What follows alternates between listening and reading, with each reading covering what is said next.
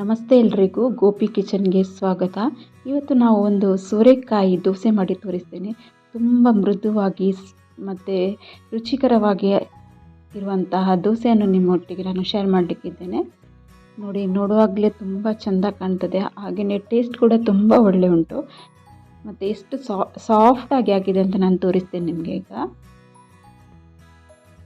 ತುಂಬ ಸಾಫ್ಟ್ ಆದ ದೋಸೆ, ಸೋರೆಕಾಯಿ ದೋಸೆ ರೆಡಿಯಾಗಿದೆ. ಈ ಸೋರೆಕಾಯಿ ದೋಸೆಯನ್ನು ಹೇಗೆ ಮಾಡೋದಂತ ನೋಡುವ.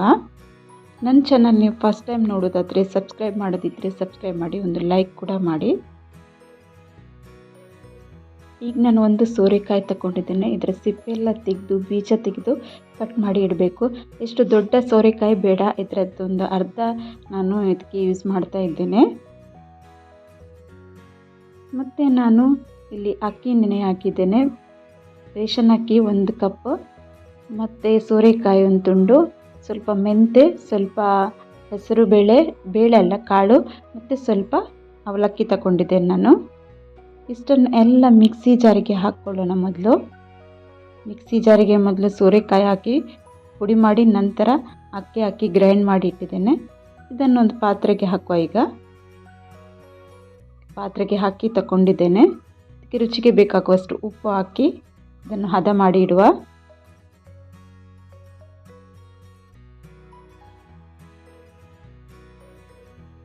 ಈ ಥರ ಕನ್ಸಿಸ್ಟೆನ್ಸಿ ಮಾಡಿ ಇಡಬೇಕು.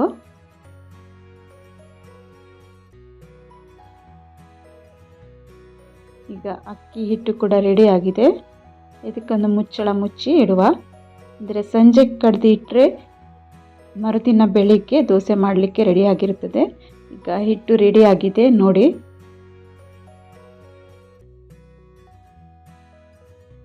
ನಾನು ತೋರಿಸ್ತೇನೆ ನಿಮಗೆ ಹಿಟ್ಟು ಯಾವ ಥರ ಇದೆ ಅಂತ. ದೋಸೆ ಹಿಟ್ಟಿನ ಥರನೇ ರೆಡಿಯಾಗಿದೆ. ಈಗ ಗ್ಯಾಸಲ್ಲಿ ನಾನೊಂದು ಕಾವಲಿ ಕೂಡ ಇಟ್ಟಿದ್ದೇನೆ, ದೋಸೆ ಕಾವಲಿ. ಎಣ್ಣೆ ಸವರಿ ಇಟ್ಟಿದ್ದೇನೆ ನಾನು. ಪುನಃ ಬಿಸಿ ಆದ ನಂತರ ಸ್ವಲ್ಪ ಎಣ್ಣೆ ಸವರಿ ದೋಸೆ ಹಾಕಬೇಕು. ತುಂಬಾ ಅಂದರೆ ತುಂಬಾ ರುಚಿಯಾಗಿರುತ್ತೆ ಈ ದೋಸೆ. ನೀವು ಕೂಡ ಒಮ್ಮೆ ಟ್ರೈ ಮಾಡಿ ನೋಡಿ.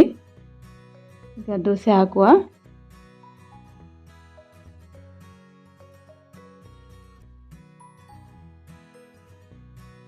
ಸೋರೆಕಾಯಿ ಹೆಲ್ದಿಗೂ ತುಂಬ ಒಳ್ಳೆಯದು.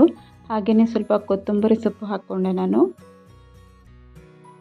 ಮತ್ತು ಕಟ್ ಮಾಡಿದಂತಹ ಕಾಯಿ ಮೆಣಸನ್ನು ಕೂಡ ಹಾಕಿದ್ದೇನೆ ನಾನು, ಹಸಿಮೆಣಸು. ಈಗ ಮುಚ್ಚಳ ಮುಚ್ಚಿ ದೋಸೆ ಬೇಯಲಿಕ್ಕೆ ಬಿಡುವ. ದೋಸೆ ಬೆಂದು ರೆಡಿ ಆಗಿದೆ. ತುಂಬ ಸಾಫ್ಟ್ ಆಗಿರುತ್ತೆ, ತೆಗಿಲಿಕ್ಕೂ ತುಂಬ ಸಾಫ್ಟಾಗಿ ನಿಮಗೆ ಕಾಣ್ಬೋದು. ತೆಗಿಲಿಕ್ಕೂ ಸ್ವಲ್ಪ ಕಷ್ಟ ಆಗ್ತದೆ. ಸ್ಲೋ ಫ್ಲೇಮಲ್ಲಿ ಗ್ಯಾಸ್ನ ಫ್ಲೇಮ್ ಇಟ್ಟು ಇದನ್ನು ಟರ್ನ್ ಮಾಡಿ ಹಾಕುವ. ಇದಕ್ಕೆ ಚಟ್ನಿ ಬೇಕಂತಲೇ ಇಲ್ಲ, ನಾವು ಕೊತ್ತಂಬರಿ ಸೊಪ್ಪು ಹಾಗೂ ಹಸಿಮೆಣಸು ಹಾಕಿದ್ದೇವೆ, ಹಾಗಾಗಿ ಟೇಸ್ಟ್ ಕೂಡ ತುಂಬ ಒಳ್ಳೆ ಇರ್ತದೆ. ಚಟ್ನಿ ಇದ್ದರೆ ಚಟ್ನಿಯೊಟ್ಟಿಗೂ ಕೂಡ ಸವಿಬೋದು. ಈಗ ಒಂದು ದೋಸೆ ರೆಡಿ ಆಗಿದೆ. ಈಗ ಇನ್ನೊಂದು ದೋಸೆ ಮಾಡಿ ತೋರಿಸ್ತೇನೆ ನಾನು. ಕಾವಲಿಗೆ ಎಣ್ಣೆ ಹಚ್ತಾ ಇನ್ನೊಂದು ದೋಸೆ ಹಾಕ್ತೇನೆ ನಾನೀಗ.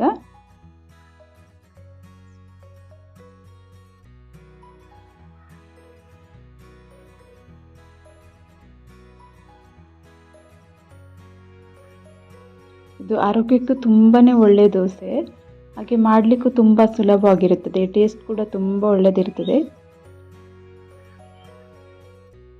ಹಾಗೆಯೇ ಕೊತ್ತಂಬರಿ ಸೊಪ್ಪು ಹಾಗೂ ಹಸಿಮೆಣಸಿನಕಾಯಿಯನ್ನು ಕಟ್ ಮಾಡಿ ಹಾಕುವ. ನಿಮಗೆ ಇಷ್ಟ ಇದ್ದರೆ ನೀರುಳ್ಳಿ ಕೂಡ ಹಾಕ್ಬೋದು. ಇದಕ್ಕೆ ಬೇರೆ ತರಕಾರಿ ಏನಾದರೂ ಇರುತ್ತೆ, ಕ್ಯಾರೆಟ್ ಆ ಥರ ಏನಾದರೂ ತರಕಾರಿ ಕೂಡ ಇದಕ್ಕೆ ಹಾಕಿ ರೆಡಿ ಮಾಡ್ಕೊಳ್ಬೋದು. ಇದನ್ನು ಕೂಡ ಟರ್ನ್ ಮಾಡಿ ಹಾಕುವ. ಗ್ಯಾಸ್ನ ಫ್ಲೇಮನ್ನು ಮೀಡಿಯಮ್ ಸ್ಲೋ ಆಗಿ ಇಟ್ಟು ದೋಸೆಯನ್ನು ಬೇಯಿಸಬೇಕಾಗ್ತದೆ.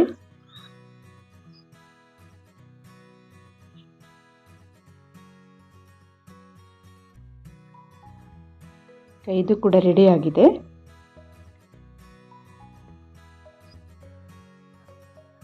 ನೋಡಿ, ನನ್ನ ಎಲ್ಲ ದೋಸೆ ಮಾಡಿ ರೆಡಿ ಆಗಿದೆ. ನೀವು ಕೂಡ ಇದನ್ನು ಟ್ರೈ ಮಾಡಿ. ನಿಮಗೆ ಇಷ್ಟ ಆದರೆ ಒಂದು ಲೈಕ್ ಕೂಡ ಮಾಡಿ.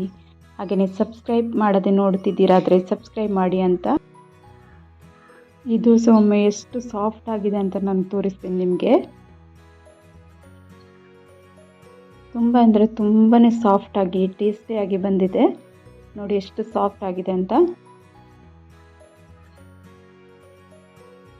ಈ ವಿಡಿಯೋನ ಇಲ್ಲಿಗೆ ಎಂಡ್ ಮಾಡ್ತಾ ಇದ್ದೇನೆ. Thank you for watching.